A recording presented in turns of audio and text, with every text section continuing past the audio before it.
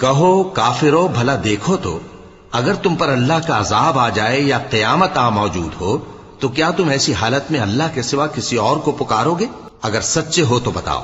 نہیں، بلکہ مصیبت کے وقت تم اسی کو پکارتے ہو، تو جس دکھ کے لیے اسے پکارتے ہو وہ اگر چاہتا ہے تو اس کو دور کر دیتا ہے، اور جن کو تم شریک بناتے ہو اس وقت انہیں بھول جاتے ہو۔ اور ہم نے تم سے پہلے بہت سی امتوں کی طرف پیغمبر بھیجے، پھر ان کی نافرمانیوں کے سبب ہم انہیں سختیوں اور تکلیفوں میں پکڑتے رہے تاکہ عاجزی کریں۔ تو جب ان پر ہمارا عذاب آتا رہا وہ کیوں نہیں عاجزی کرتے رہے؟